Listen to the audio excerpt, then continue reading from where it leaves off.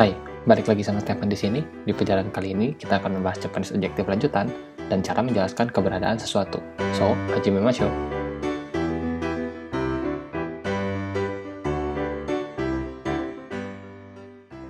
Nah, kalau kemarin kita sudah belajar tentang keiyoshi atau Japanese adjective, sebenarnya ada cara lain untuk memakai keiyoshi tersebut.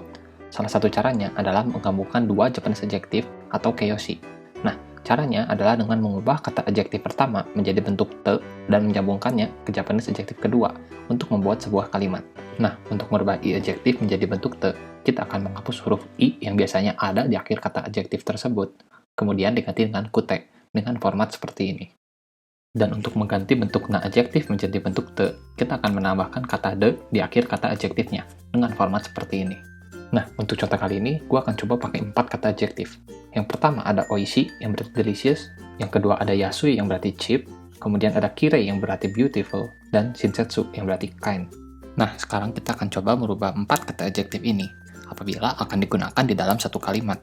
Dari 4 kata tersebut, kata adjektif yang termasuk dalam i adjektif adalah oishi dan yasui, sehingga apabila dirubah akan menjadi oishi kute dan yasu kute. Untuk kata adjektif kirei dan shinsetsu termasuk dalam na adjektif, walaupun kirei memiliki akhiran i, karena seperti dalam pelajaran sebelumnya, tidak semua kata adjektif yang berakhiran i adalah i adjektif. Nah, untuk kirei akan menjadi kirei de, dan shinsetsu akan menjadi shinsetsu de. Nah, setelah kita mengetahui bentuk te-nya, sekarang kita bisa menggabungkan dua adjektif menjadi satu kesatuan.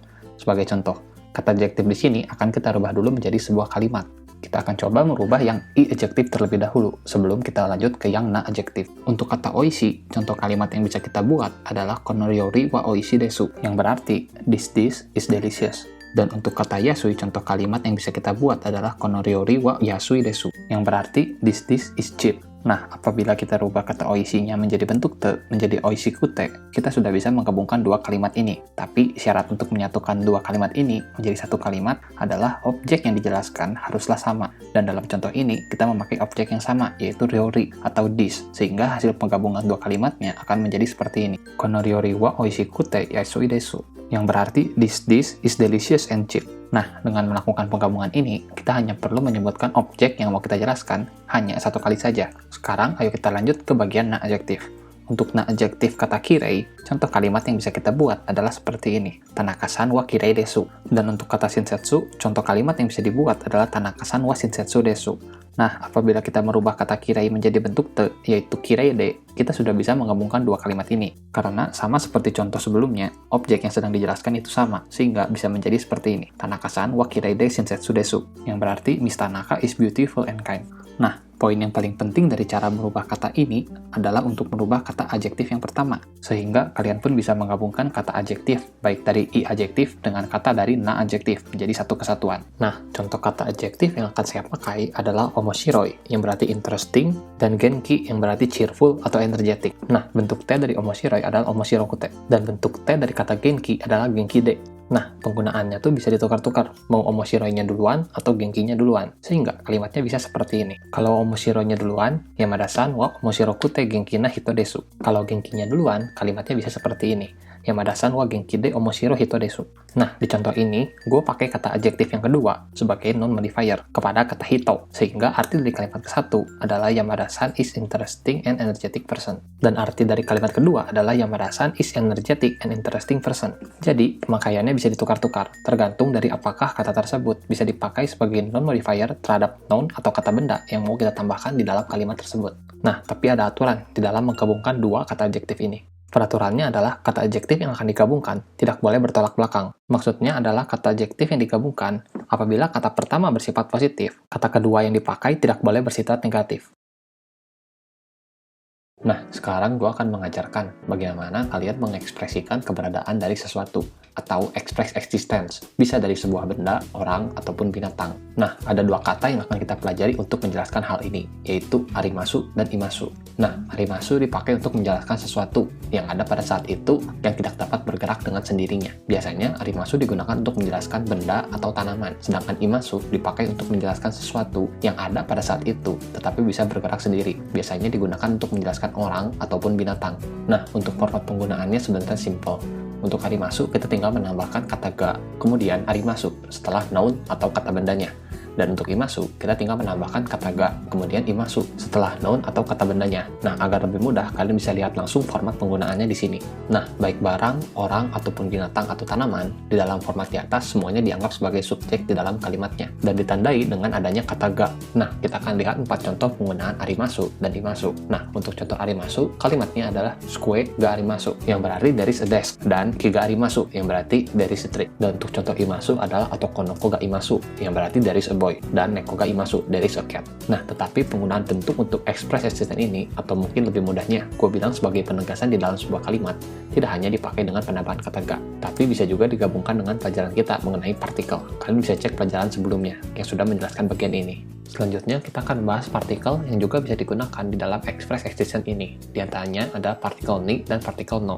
Untuk partikel ni biasanya digunakan untuk menjelaskan di manakah subjek yang sedang dijelaskan berada. Nah, kita akan lihat format kalimatnya untuk subjek yang tidak dapat bergerak sendiri. Formatnya adalah seperti ini. Place atau tempatnya ditambah ni, ditambah noun, ditambah ga, dan ditambah arimasu. Sedangkan untuk subjek yang bisa bergerak sendiri, formatnya adalah seperti ini. Place atau tempatnya ditambah ni, ditambah noun, ditambah ga, dan ditambah imasu. Dengan kedua format itu, kita bisa menjelaskan lokasi atau tempat dari noun atau kata benda yang kita maksud berada. Kita akan coba bahas penggunaan arimasu terlebih dahulu. Contohnya adalah heiani sukue ga arimasu, yang berarti there is a desk in the room. Kemudian koenki ga arimasu, yang berarti there is a tree in the park. Kemudian untuk penggunaan imasu, contohnya adalah kyoshitsu ni sensei ga imasu, yang berarti teacher is in the classroom. Kemudian kitchen ni neko ga imasu, yang berarti a cat is in the kitchen. Selanjutnya adalah penggunaan partikel no, yang dipakai untuk menggabungkan dua noun di dalam satu kalimat. Nah, selain dipakai untuk menggabungkan dua noun, partikel no juga bisa digunakan untuk menjelaskan lokasi. Nah, di sini gue akan berikan tabel yang berisi kata-kata yang bisa digunakan untuk menjelaskan lokasi di dalam bentuk express existence ini. Nah, dengan kata-kata ini, kita bisa menjelaskan lokasi di dalam bentuk kalimat express existence ini dengan lebih spesifik. Kita akan coba pakai beberapa kata ini di dalam kalimat. Sebagai contoh, sukue no ue ni ringo ga arimasu, yang berarti there is an apple on the desk. Kemudian, koue no ushiro ni gakkou ga arimasu, yang berarti there is a school behind the park. Dan yang terakhir, isono shita ni neko ga imasu, yang berarti there is a cat under the chair. Nah, selanjutnya, untuk menanyakan siapa atau apa yang ada di sebuah lokasi, kita bisa memakai dua kata, yaitu dare dan nani. Nah, kita memakai kata tanya dare untuk menanyakan orang, dan nani untuk menanyakan binatang atau benda. Nah, penggunaannya itu mengikuti format seperti ini. Untuk dare, formatnya adalah place atau tempatnya, ditambah dengan ni, ditambah dengan dare, ditambah ga, dan imasuka. Sehingga artinya who is in atau at the place, yang berarti untuk menanyakan siapakah yang ada di tempat tersebut. Nah, untuk nani sendiri, pemakaiannya bisa dua cara. Yang pertama, dengan memadukannya dengan imasuka. Dan satu lagi adalah memadukannya dengan arimasuka. Penggunaannya hampir sama dengan penggunaan imasu dan arimasu, di mana imasuka dipakai untuk benda yang bisa bergerak sendiri, dan dalam kasus ini adalah binatang. Sedangkan untuk arimasuka itu dipakai untuk benda yang tidak bisa bergerak sendiri, dan dalam kasus ini adalah benda biasa atau tanaman. Untuk format pemakaiannya adalah seperti ini. Place atau tempatnya, ditambah dengan ni, ditambah dengan nani, ditambah ga, dan ditambah imasuka atau arimasuka, yang berarti untuk menanyakan ada apakah di tempat tersebut. Nah, sebagai contoh, kita akan buat menjadi kalimat tanya dengan jawabannya. Yang pertama adalah untuk penggunaan dare. Pertanyaannya bisa seperti ini. Kagishitsu ni dare ga imasuka, yang berarti who is in the meeting room, atau siapakah yang berada di dalam meeting room. Apabila kita ditanya seperti itu, kita bisa menjawab seperti ini. Kagishitsu ni Tanaka-san ga imasu. Anggaplah ada orang yang bernama Tanaka di dalam ruangan tersebut. Nah, itu adalah salah satu kalimat tanya yang menggunakan dare dan cara menjawab pertanyaan tersebut. Selanjutnya adalah untuk penggunaan kata nani. Yang pertama adalah kalimat tanya yang menggunakan kata nani dan imasuka. Kalimat tanyanya bisa seperti ini. Isuno shita ni nani ga imasuka, yang berarti what is below the chair, atau apakah yang berada di bawah kursi. Misalnya ada kucing yang berada di bawah kursi. Kita bisa menjawab dengan isuno shita ni neko ga imasu, yang berarti a cat is below the chair.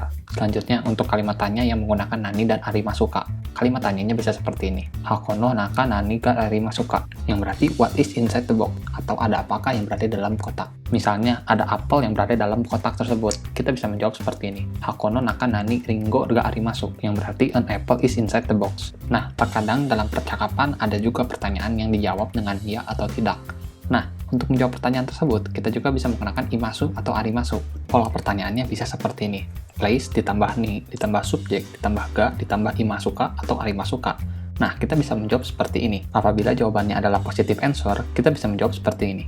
Hai, ditambah subjek, ditambah ga, ditambah imasu atau arimasu. Tapi apabila jawabannya adalah negative answer, kita menjawab seperti ini. IY ditambah subjek ditambah H ditambah imasen atau arimasen. Nah, kata ga yang tadi kita pakai di jawaban yang positif, kita ganti menjadi H, karena umumnya partikel H itu digunakan untuk kalimat negatif. Nah, jadi bentuk negatif dari imasu dan arimasu adalah imasen atau arimasen.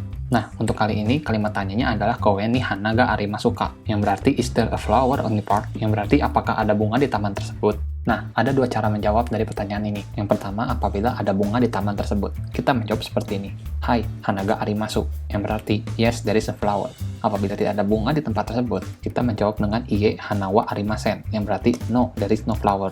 Nah, paling segitu aja dari gue di video kali ini. Jangan lupa subscribe dan like kalau kalian suka video ini. Jangan lupa juga untuk nyalakan loncengnya, supaya kalian dapat informasi kalau ada video berikutnya. Jangan lupa share ke teman-teman kalian yang mau belajar Jepang bareng.